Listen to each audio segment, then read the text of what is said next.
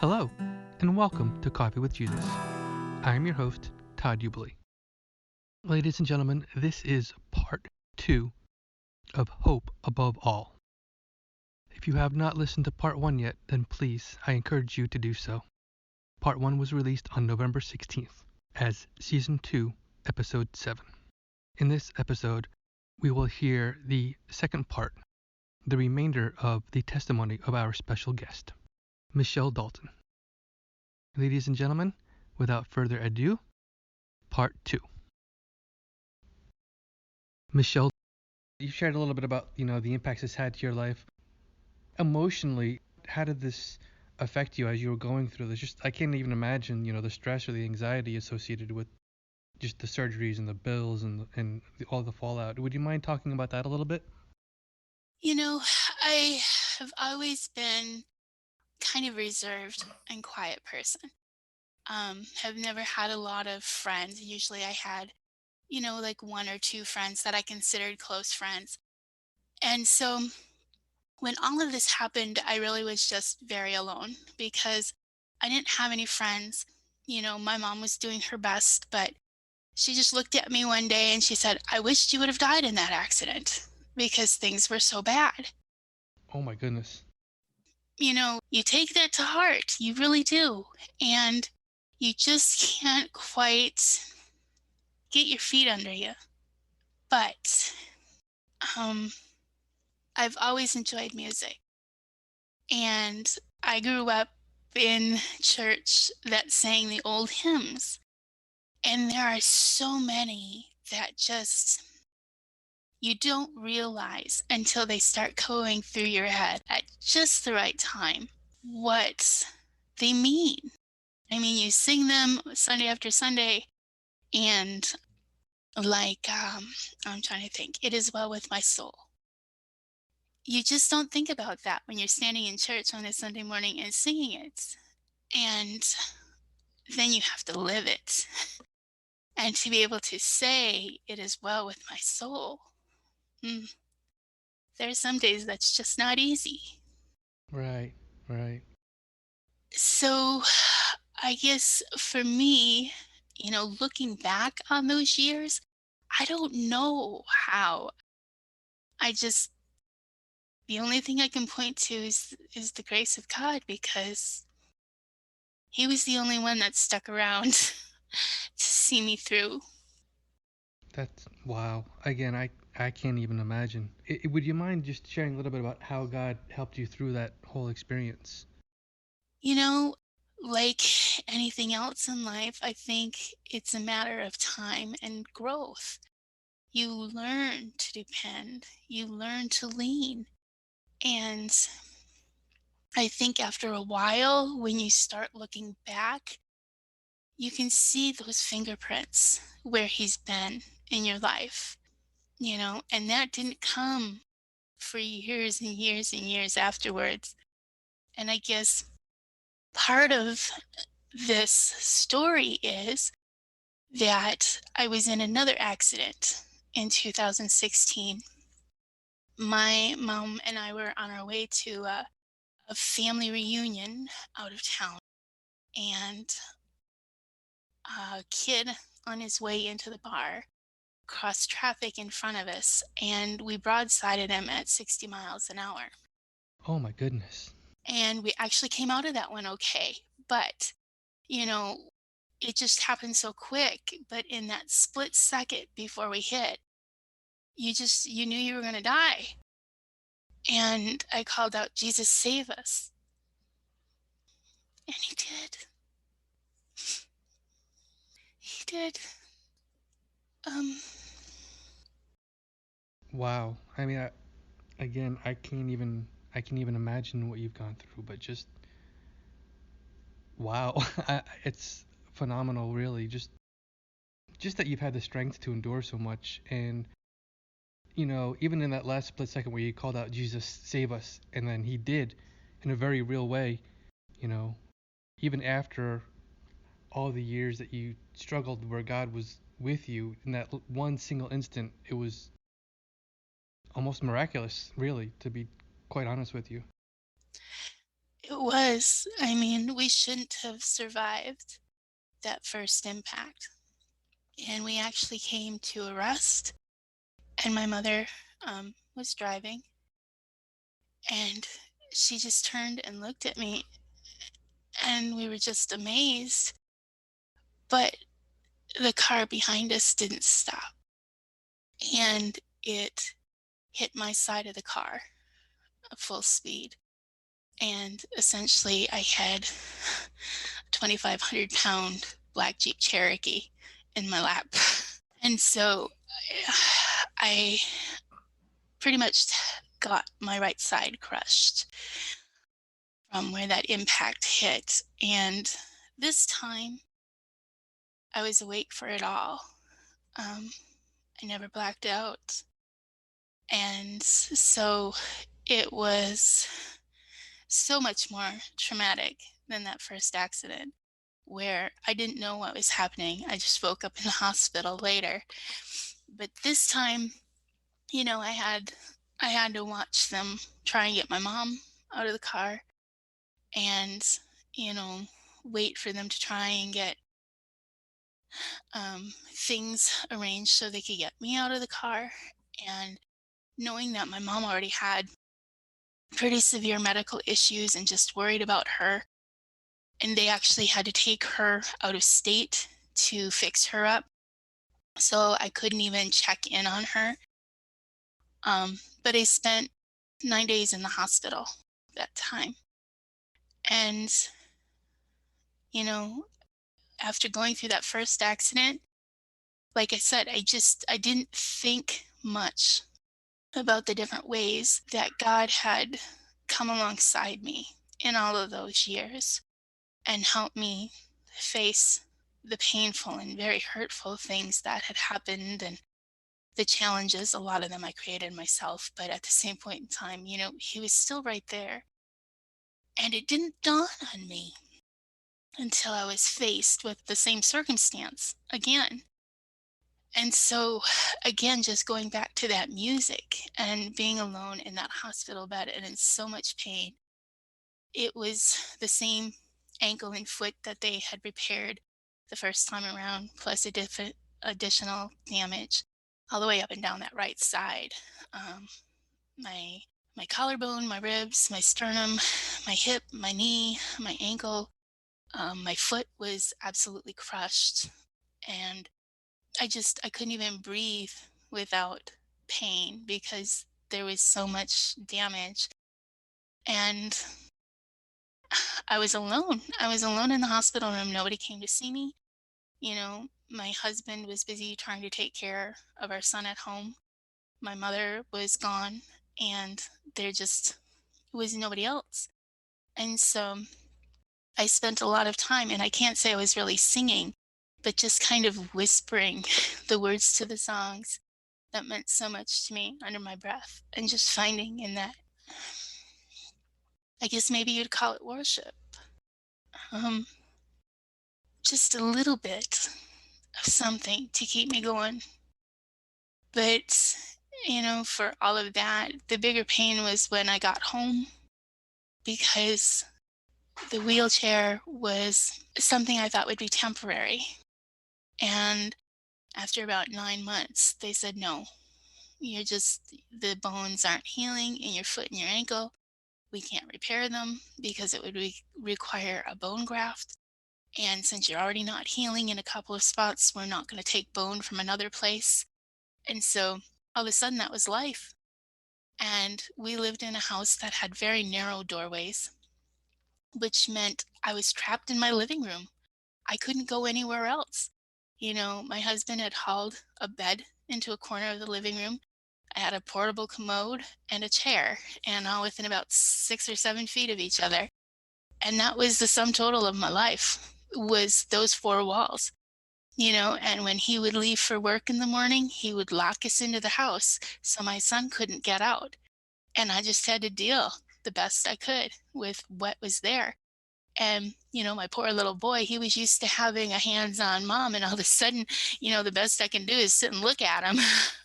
So those years since have just been kind of mind numbing in a way. You just kind of get numb to everything.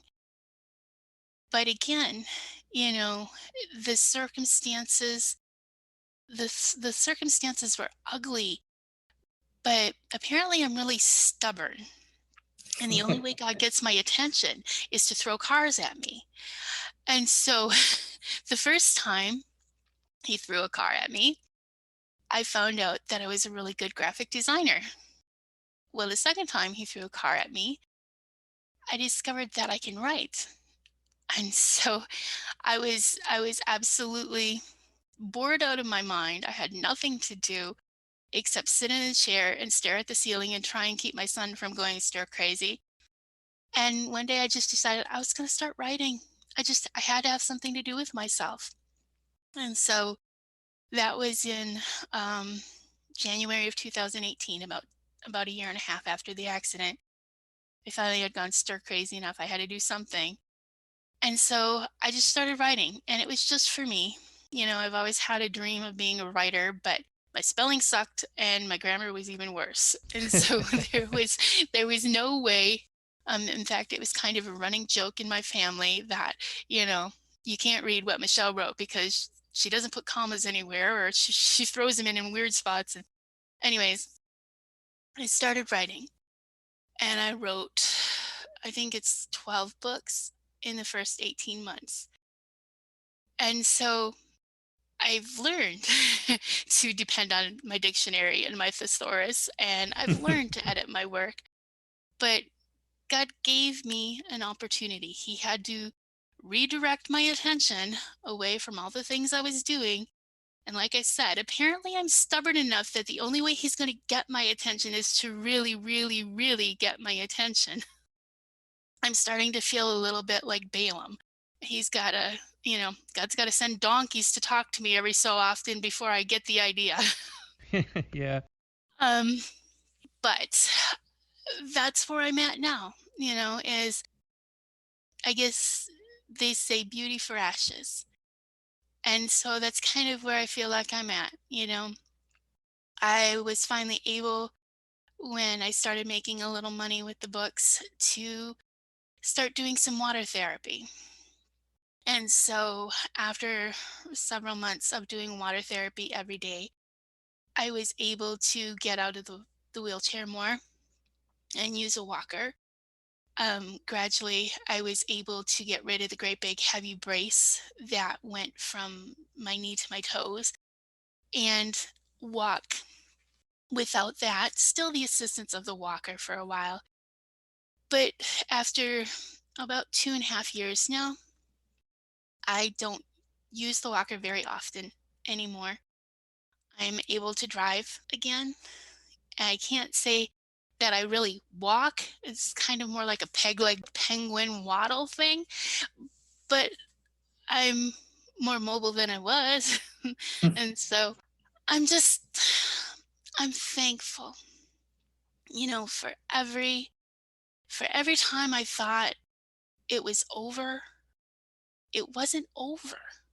It was just a redirect to something better and brighter and more in line with, you know, what God created me for.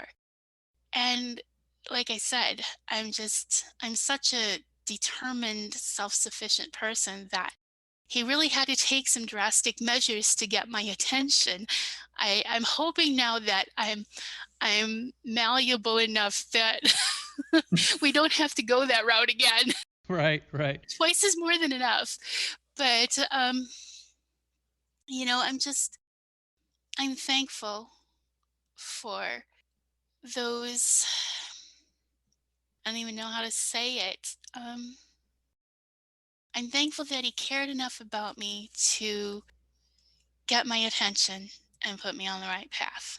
I don't appreciate the constant pain that I'm still in, but I do think that he's healing me little bits by little bits by little bits, and so maybe I'll never walk exactly right again, but I'm not going to take for granted what I have anymore. And I'm wholeheartedly thankful that I have the opportunity to, I don't know, just maybe share that a little bit. And I have with family and friends. You know, when 2020 hit and everybody was stuck in their house for weeks and weeks at a time and they were going stir crazy, I'm like, "Ha, been there, done that. Tell you what, this is what you do." And they just look at me and they're like, "Yeah, no, whatever." Um, they weren't ready to concede defeat yet, but you know, it's been useful to be able to help people dealing with some of those things where, they've hit those ruts in life, or they're utterly disappointed, or they're just so low they can't see a way out. I mean, I've been there and I can't tell you how, it changed. I don't know.